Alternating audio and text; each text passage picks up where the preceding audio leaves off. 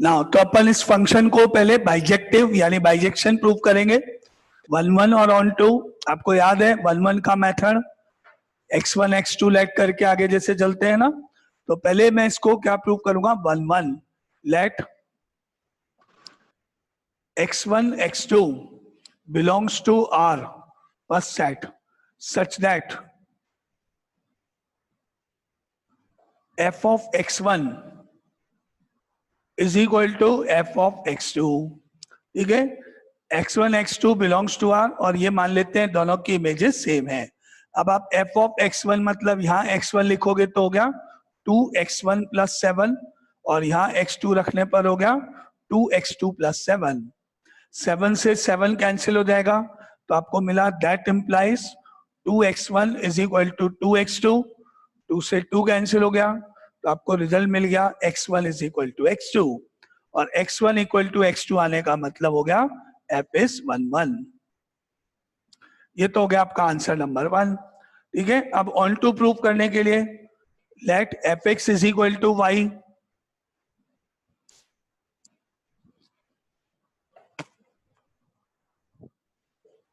On to के लिए let fx is equal to y where x and y both belongs to R और fx की definition है 2x + 7 लिख दोगे। Now 2x + 7 is equal to y और x की वैल्यू कैलकुलेट करने पर y - 7/2। अब आपको क्या चेक करना होता है कि अगर हम y की जगह कोई रियल नंबर प्लेस करें फिर उसमें से 7 को माइनस करें और 2 से डिवाइड कर दें तो ये पूरा आंसर जो कैलकुलेट होगा वो आंसर रियल नंबर होगा या नहीं। अगर कोई भी एग्जाम्पल में आप y की एक ऐसी वैल्यू प्लेस करोगे जिसको यहाँ रखने पर जो आंसर आएगा वो रियल नंबर नहीं हो, इमेजिनरी हो जाए, तो फंक्शन ऑन टू नहीं होगा। तो क्या ये फ्रैक्शन का answer does not a real number, not defined, इस तरह की हो सकता है? नहीं। If y is a real number then y - 7 is always a real number।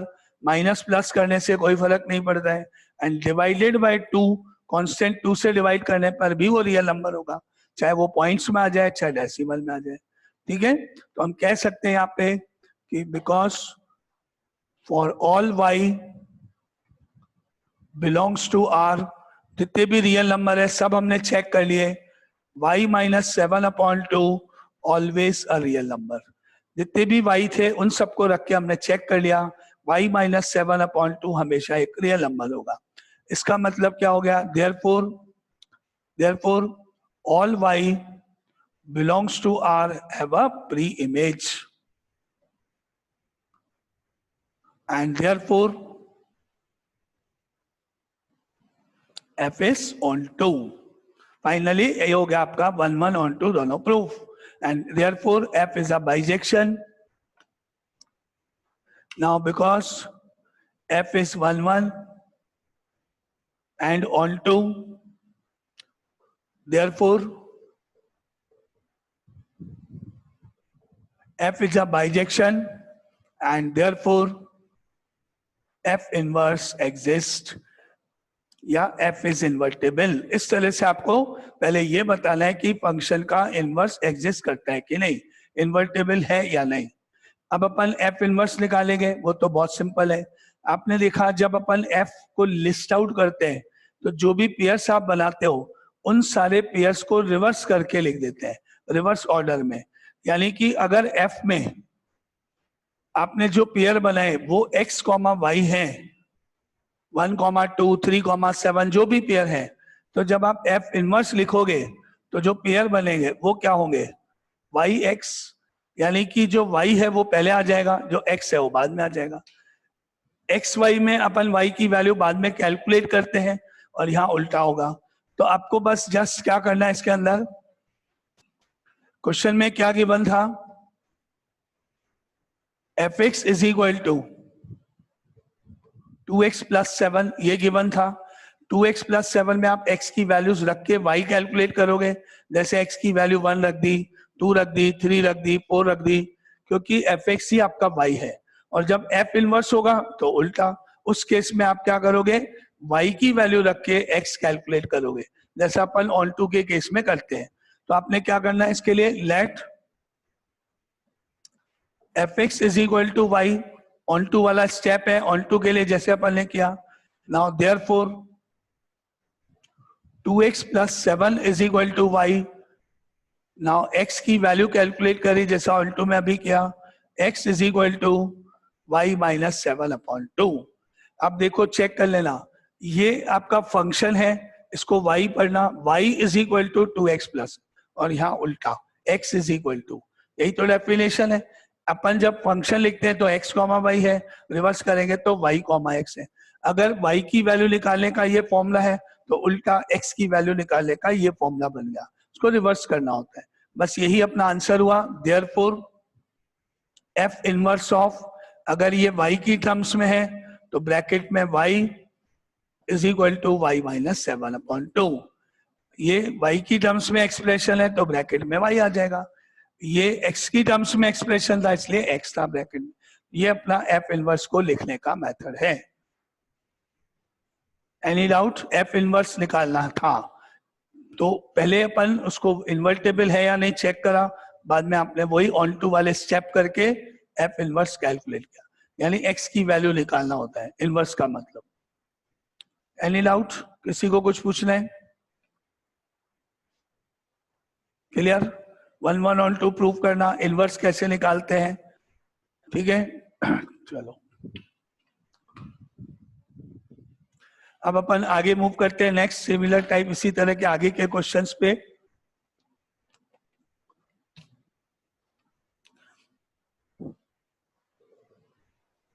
f is a function from r to r is a bijection, ये आपको check नहीं करना है, ऑलरेडी गिवन है, इज अ बाइजेक्शन। अब ये 1 मार्क का question हो गया, इसका मतलब आपको मालूम है कि ये बाइजेक्शन है ना, इनवर्स एग्जिस्ट करता है, बस आपको सिर्फ मुझे ये बताना है f is r to r is a bijection given by fx is equal to x cube plus 3, x cube plus 3। now find f inverse, इसके इनवर्स निकाल के बताना है बस, ये क्वेश्चन है। चलो बताओ करके f इनवर्स ऑफ x क्या होगा। ये आपको 1 1 ऑन टू प्रूफ नहीं करना है, ऑलरेडी गिवन है कि ये बाइजेक्शन है, सिर्फ f inverse of x calculate करना है आपको। y minus 3 power 1/3। Okay, step number 1, let fx is equal to y, therefore fx की जगह x cube plus 3 is equal to y. अब 3 को उधर ले जाएंगे तो x cube is equal to y minus 3, और अब इसका क्यूब रूट लेंगे, यहां से पावर 3 को हटा देंगे, क्यूब रूट लेंगे तो x की वैल्यू मिलेगी, x is equal to y minus 3 power 1/3। ये आपका x की वैल्यू हो गई और ये आपका आंसर हो गया, क्योंकि ये y की टर्म्स में होता है इसलिए आंसर हम ऐसे लिख देंगे, f inverse of y is equal to y minus 3 की पावर 1/3, ये आंसर। बोलो कोई डाउट किसी को? इस क्वेश्चन में 1 1 ऑन टू प्रूफ नहीं करना था, बाइजेक्शन गिवन था, केवल आपको इनवर्स यानी x की वैल्यू निकालनी थी, और ये क्वेश्चन 1 मार्क के लायक है, 1 नंबर में क्वेश्चन आएगा बस, ठीक है।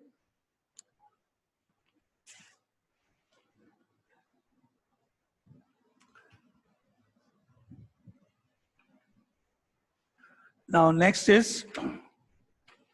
show that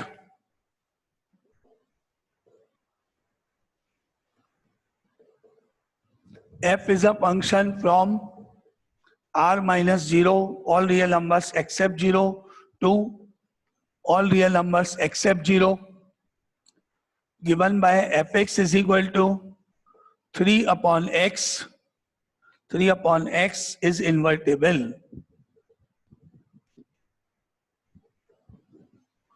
is invertible and it is inverse of itself, और ये खुद का इनवर्स है। जब अपन f इनवर्स निकालेंगे तो f और f इनवर्स दोनों इक्वल आ जाएंगे, वो अपन चेक कर लेंगे। पहले तो इन्वर्टेबल प्रूफ करोगे, इसके लिए आपको इस फंक्शन को बाइजेक्टिव या 1 1 ऑन 2 दोनों प्रूफ करना पड़ेगा। तो ये फंक्शन 1 1 ऑन 2 चेक करना पड़ेगा है कि नहीं। 1 1 चेक करने के लिए लेट x1 एंड x2 दो नंबर है, belongs to first set all real numbers except 0। दो नंबर्स आपने लिए, x1 x2 belongs to r minus 0 such that f of x1 is equal to f of x2। अब f of x1 मतलब यहां x1 रखने पर 3 upon x1 is equal to 3 upon x2 हो गया। ठीक है, अब x1 और x2 डिनोमिनेटर में है, क्रॉस मल्टीप्लाई अपन करेंगे या reciprocal on both the sides कर देंगे तो आपको x1 इक्वल टू x2 मिल सकता है ना। 3 3 आप कैंसिल कर दो या क्रॉस मल्टीप्लाई कर दो, जैसे आपको ठीक लगे, एक ही बात है। क्रॉस मल्टीप्लाई कर दिया, 3x1 इक्वल टू 3x2 हो गया, 3 से 3 कैंसिल कर दो, तो रिजल्ट क्या हो गया, x1 is equal to x2, therefore f is 1 1। ये आपका क्वेश्चन है। Any doubt? 1 1 ठीक है, सबको आ गया। अब ऑन टू प्रूफ करने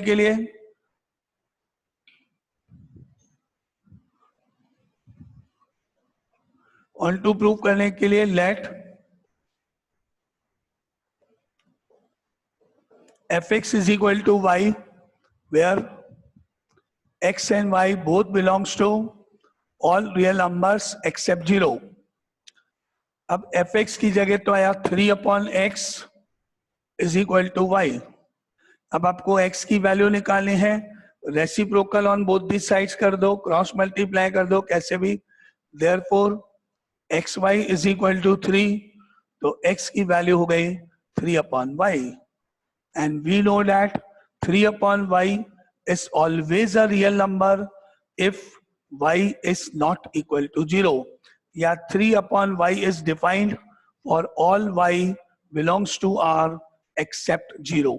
अगर y की वैल्यू 0 होती तो डिनोमिनेटर 0 होता, और डिनोमिनेटर 0 होता तो फंक्शन एग्जिस्ट नहीं करेगा। तो अपन ने चेक करा कि y 0 नहीं हो सकता क्योंकि ऑलरेडी गिवन है y belongs to r minus 0, है ना। तो अपन कह सकते हैं कि because 3 upon y is defined for all y belongs to r minus 0, और इसके अलावा इसका आंसर y की वैल्यू रखने पर, इसका आंसर 3 अपॉन y का आंसर y की वैल्यू रखने पर कभी भी 0 के इक्वल नहीं होगा, क्योंकि फर्स्ट सेट में 0 नहीं है। ऐसा तो नहीं कि y की वैल्यू आपने रख दी और 0 आ जाए, तो फिर तो प्री इमेज नहीं हुई उस पर्टिकुलर एलिमेंट की। लेकिन हमको मालूम है न्यूमरेटर में 3 है, तो न्यूमरेटर तो 0 हो ही नहीं सकता, और न्यूमरेटर 0 नहीं होगा तो आंसर 0 नहीं होगा। एक तो ये अपन ने बोला डिफाइंड है, करेक्ट है, and also 3/5 is not equal to 0, और ये कभी 0 के इक्वल नहीं होगा। इसका मतलब हो गया therefore all y belongs to r minus 0 have a pre image.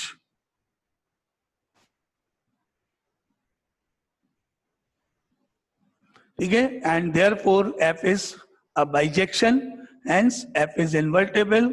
फिर अपन इनवर्स निकालना रह जाएगा। Now therefore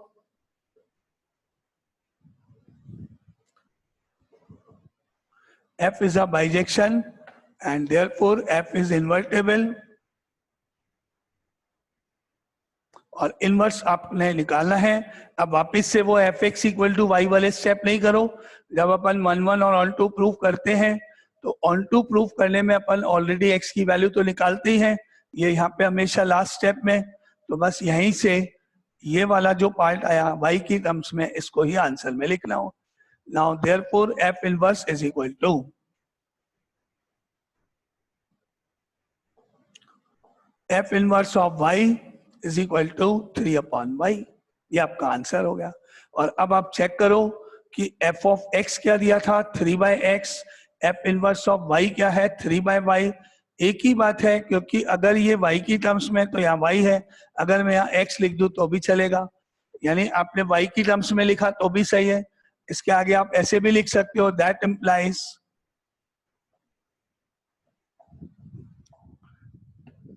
f inverse of x is equal to 3/x। वो तो डिपेंड करता है कि जो आपका फंक्शन है वो किस टर्म में, y की टर्म्स में तो मैंने इसलिए ब्रैकेट में y लिख दिया। अब ये समझ लो y की को x से रिप्लेस कर दिया तो y की जगह x आ गया। अब आपको क्या मिला, now therefore f is equal to f inverse. तो ये प्रूफ हो गया कि f इन्वर्टेबल है और इनवर्स है खुद का। f is invertible and inverse of itself. यही आपका क्वेश्चन प्रूफ करना था। अब बोलो कोई डाउट इस क्वेश्चन में आपको? ओके तो मतलब ये आपका क्वेश्चन कंप्लीट। इन्वर्टेबल इटसेल्फ मतलब आ गया आपको समझ में।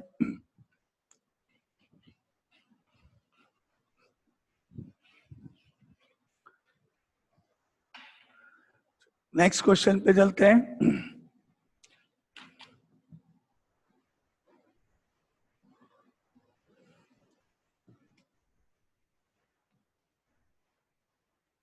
Let f is a function from n union 0, natural numbers union 0, to n union 0, natural numbers to this, be defined by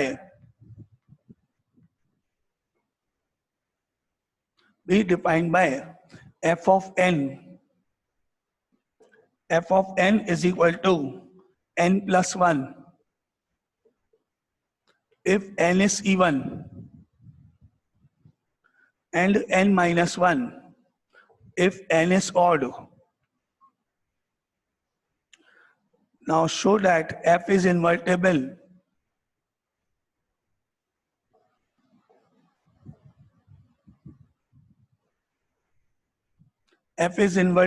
and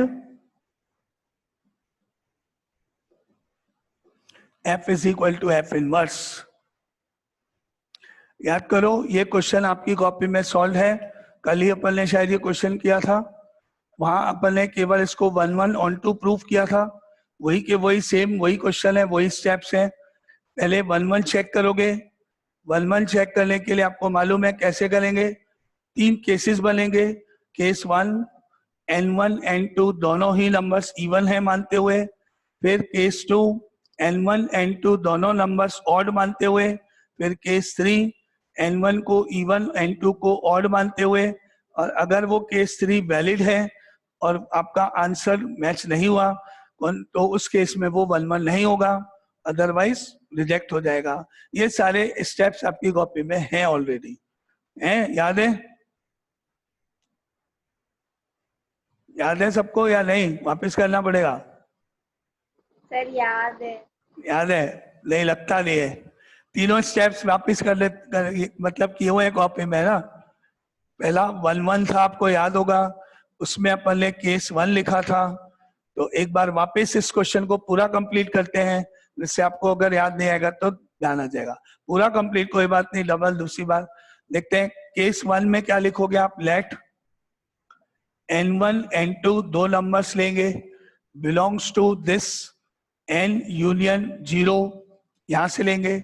मान लेते हैं कि दोनों ही नंबर्स इवन है, n1 n2 both are even.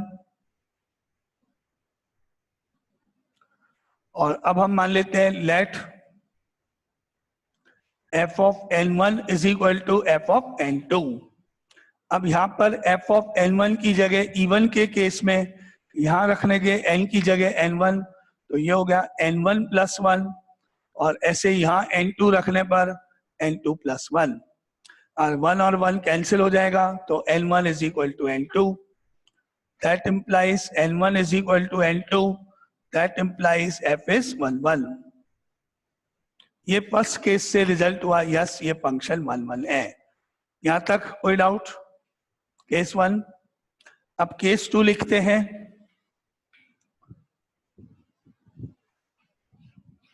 Case 2 बनाते हैं 1 1 के लिए।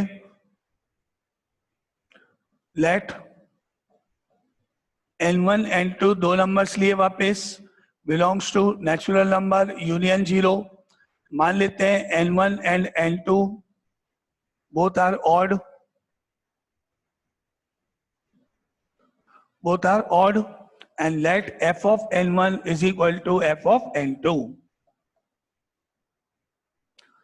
अब अपन जो n1 रखेंगे वो यहां रखेंगे, इसमें इस जगह पर ये हो गया n1 माइनस वन और n2 minus one. Same minus one cancel करके n1 is equal to n2 आ जाएगा और therefore again f is 1 1. Case 2 में 1 1 प्रूफ हो गया है. ठीक है, अब केस 3 पे जाएंगे. यहां तक कोई डाउट? ये दोनों कॉपी में है, वापस देख लो, वापस स्टेप लिख दिए अपन ने पूरे. अब आएंगे केस 3 पे चेक करने के लिए. Now case 3, let n1 n2 belongs to natural numbers union 0. n1 is even, n2 is odd. First number even, second odd है मान लेते हैं. Now let f of n1 is equal to f of n2.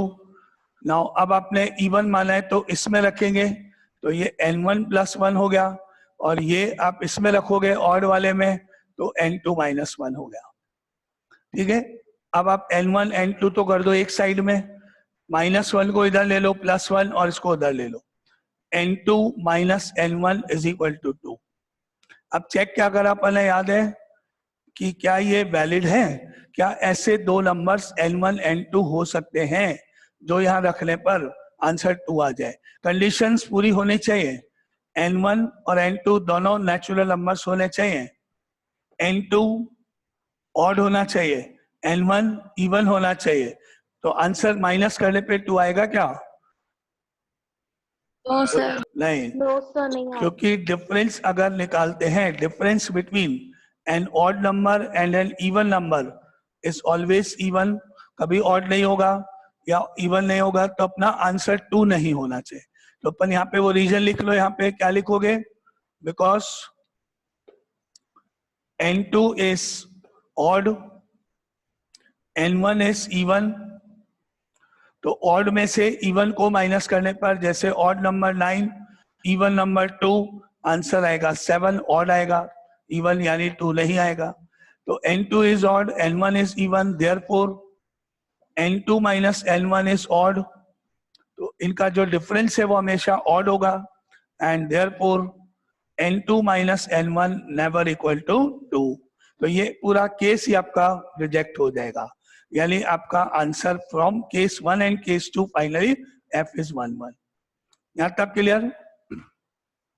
ठीक है, clear यहां तक? 1 1 पहले भी किया हुआ है, वापस देख लो. अब ऑन टू के लिए 2 केसेस बनाएंगे अपन. अब ऑन टू शुरू करते हैं. 2 केसेस बनेंगे. Onto case 1, let f of n is equal to y, where n belongs to this set, y belongs to this set. दोनों सेम ही है तो एक साथ लिख दोगे n, y belongs to natural numbers union 0. ठीक है, अब आपको ये मानना पड़ेगा कि ये जो n है वो इवन है एक बार और एक बार ये n ऑड है. Let n is even. Now that implies f of n की जगह इवन के कारण क्या आएगा? n plus 1 is equal to y. और n की वैल्यू अगर अपन कैलकुलेट करेंगे तो n is equal to y minus 1. अब आपने क्या देख कर चेक करना है कि y की वैल्यू, कुछ वैल्यू रखे हैं कुछ y की, इस सेट में से जो आंसर आएगा वो आंसर n यानी कि इवन होना चाहिए. तो आप y की कौन कौन सी वैल्यूज प्लेस कर सकते हो जो यहां रखने पर इवन नंबर आएगा? बताओ. y की क्या? Odd numbers. Yes, correct. Because y minus 1 जो कि n के इक्वल है वो आपका इवन है. n इवन है तो ये भी इवन है. क्या? y minus 1. Because n is even, that means y minus 1 is even. तो फिर y होना चाहिए ऑड नंबर. तो अपने को मालूम है ऑड नंबर्स यानी 1, 3, 5 कुछ भी रखने पर एग्जिस्ट करेगा, आंसर निकलेगा. तो अपन यहाँ पे लिखने वाले हैं because n is even and therefore y minus 1 is even, क्योंकि n y माइनस 1 के इक्वल है, and therefore y is odd, and therefore all odd natural numbers have a pre-image. इसलिए अपने ऑड नंबर तो चेक हो गए, ठीक है। अब आपको केस 2 में इवन नंबर्स को चेक करना बाकी है कि जितने इवन नंबर है उनकी भी प्री इमेज है या नहीं, है ना। ऑड नंबर आपके कंप्लीट हो गए। अब केस 2 बनाते हैं। Case 2, let f of n is equal to y and n comma y both belongs to natural numbers union 0. Let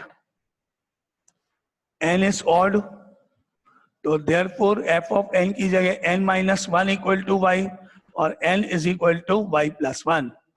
अब आपको मालूम है n जो है अपने ऑड ले रखा है ऊपर, तो बिकॉज n इज ऑड और n का मतलब y प्लस 1 इज ऑड, और अगर y प्लस 1 ऑड है तो नेचुरली y इवन होना चाहिए। इवन में 1 ऐड होगा तभी तो ऑड आएगा ना। तो y plus 1 is odd, therefore y is even and therefore all even natural numbers, all even natural numbers have a pre-image and therefore f is onto. Finally आपका केस 2 में भी ये onto प्रूफ हो गया। And last में दोनों complete होने के बाद हम कह सकते हैं therefore f is a bijection and hence f is invertible। वो दो लाइंस आप लिख लेना। अब आपको उसका इनवर्स लिखना है। आपने दो केस बनाए थे। पहले केस में और इवन के केस में F N is equal to Y लिया था और n plus 1 equal to Y लिया था और n की value y minus 1। Second case में F N equal to Y लिया, n minus 1 equal to Y किया, n equal to Y plus. ये दोनों केस आपके यहाँ पे बने हुए हैं। केस 1 केस 2 में ऑलरेडी है, यहीं से आपको आंसर लिखना है ना। ये केस 1 था, ये केस 2 था। अब मुझे आंसर कैसे लिखना है? देयरफॉर एफ इनवर्स जैसे यहां लिखा हुआ है, ब्रैकेट में n की जगह y, F inverse of y, जैसे एफ ऑफ n लिखा है वैसे ही एफ इनवर्स ऑफ y। अब मेरे को एक तो ये आंसर लिखना है ऊपर और एक ये आंसर लिखना है नीचे। दो केस, दोनों के जो आंसर्स हैं फाइनली वो y माइनस 1 ऊपर, y प्लस 1 इधर, ठीक है। अब मुझे आप में से कौन बताएगा कि इस पार्ट के लिए यहां मुझे y के बारे में कोई कंडीशन लिखनी है कि ये पार्ट होगा इफ y इज, ये पार्ट होगा इफ y इज, जैसे ऊपर लिखा है। जो दो पार्ट आपने बनाए केस 2, इसका लास्ट मैंने वहां लिख दिया क्योंकि ये दोनों y की टर्म्स में, इसलिए एफ इनवर्स ऑफ y करके लिखा। अब फर्स्ट वाले पार्ट में y क्या होना चाहिए, इस वाले पार्ट में क्या कंडीशन है आपने लिखा हुआ है, कॉपी में लिखा हुआ है, कॉपी में अभी लिखा आपने y के लिए। y is odd। ये पूरा अभी मैंने जब सॉल्व किया था तो लिखवाया था आपको कि n इज, इसमें आपने n को इवन माना था तो y माइनस 1 इवन हुआ था, और मैंने नीचे लिखा है y minus 1 even, therefore y is odd. तो मेरी इस कंडीशन में आएगा इफ y इज ऑड। ये कॉपी में लिखा हुआ है अपन ने सॉल्व करते समय, और इसमें लिखेंगे y इज इवन। ये आपका आंसर हुआ, एफ इनवर्स फाइंड हुआ। यहाँ पे देख लो आप इससे एफ इनवर्स ऑफ y कैसे लिखोगे? F inverse of y is equal to, इसी फॉर्म में दो केसेस में, एक तो y माइनस 1, एक y प्लस 1।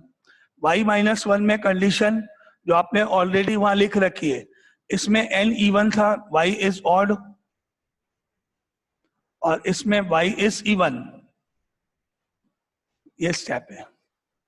अब पहले आप ये बताओ कि ये जो लास्ट लाइन लिखी गई है क्या ये क्लियर है? इससे पहले वाला मैं आपसे इसलिए नहीं पूछ रहा, वो बाद में देख लेंगे, वो ऑलरेडी आपको पहले ही एक्सप्लेन किया हुआ है, वैसे आप आपने किया हुआ है 1 1 ऑन 2 तो समझेगा। ये एक्स्ट्रा है, एफ इनवर्स लिखना। क्लियर? अच्छा, पूरे क्वेश्चन में कोई डाउट है? यस, कोई पूछना है किसी को कुछ?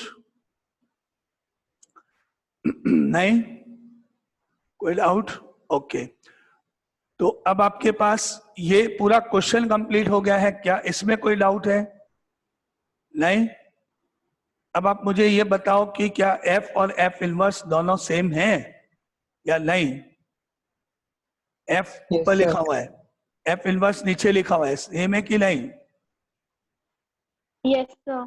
इक्वल है या नहीं, दोनों देख के बताओ। देखो इसमें Yes, sir. n और y का डिफरेंस है, उसको छोड़ दो, क्योंकि n को मैं जब y से प्लेस करूंगा या y को n से, तो यहाँ n minus one n plus one आएगा, एक ही बात है। बस यहाँ n प्लस वन है, यहाँ y माइनस वन है, लाइंस का फर्क है, पूरा चेक करना। n plus one when n is even, y plus 1 when y is even, n minus 1 when n is odd, y minus 1 when y is odd। सिर्फ इतना डिफरेंस है कि जो लाइन यहाँ पहले है वो नीचे है और जो लाइन बाद में है वो ऊपर है, बस इतना ही डिफरेंस है। कंडीशन और फंक्शन दोनों सेम है। एक बार वापस, n plus one y plus one, n is even y is even, n minus one n minus one यानी y minus one, n is odd y is odd, एक ही बात है। n को y से रिप्लेस किया गया है और लाइंस इंटरचेंज है, उससे कोई फर्क नहीं पड़ता है, कोई भी अपन पहले लिख सकते हैं, कोई भी दिक्कत ही नहीं है उसमें ना। ठीक है, यहां तक कोई doubt? Okay, last part. Last part मतलब क्या? लास्ट पार्ट से क्या मतलब, कौन सा पार्ट? देखो, अगर मैंने फर्स्ट वाले केस में किया था n इज इवन और इसके लिए लिखा था f of n is equal to y, तो n plus one is equal to y आया और n equal to y minus one बना। और यहाँ आपने इसी लाइन में कॉपी में लिखा हुआ है आपका ऑन टू प्रूफ करने के लिए, n is even therefore y minus one is even, क्योंकि n ही y माइनस वन के इक्वल है और y माइनस वन इवन होने के लिए y ऑड होना चाहिए, y इज ऑड। बस ये और ये दोनों मिला के इनवर्स लिखते समय ऊपर फर्स्ट लाइन में आ जाएगा, बस ये है। f इनवर्स ऑफ y कर देंगे is equal to this condition that. And the second part is, जब अपन ने n को ऑड लिया था तो अपन ने माना था f of n is equal to y, यानी n minus one equal to y, यानी n equal to Y plus one. और यहाँ अपन ने क्या बोला था? n is odd, n odd है और n किसके इक्वल है? n इक्वल है y प्लस वन के, तो y plus one is odd, therefore y is even. और ये मिला के आपकी सेकेंड लाइन बनेगी। तो इसी को अपन जब लिखेंगे यहाँ तो कैसे लिखेंगे? f inverse of y is equal to, पहला काम जो आपने निकाला y minus one, condition y is odd, and second part y plus one if y is even. और ये लिखने के बाद ये आंसर तो हो गया और आपको बस ये आंसर को इस फंक्शन से कंपेयर करना है। अगर चेक करने पे दोनों इक्वल हैं तो लिख दो f is equal to f inverse. बोलो, एनी डाउट यहां तक? वापस क्लियर? अब क्या हम कह सकते हैं f और f इनवर्स दोनों इक्वल हैं?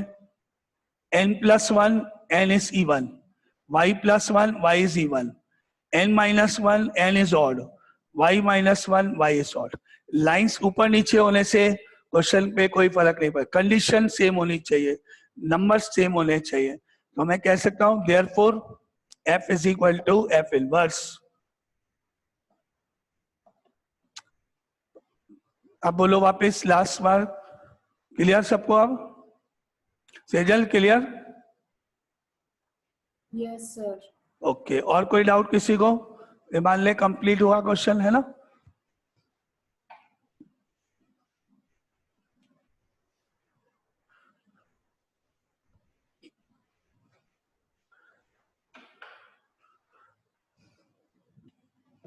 तो ये कल वाला क्वेश्चन उसका थोड़ा सा आगे का पार्ट था, कल अपन ऑलरेडी इसको कर चुके थे पहले से ही।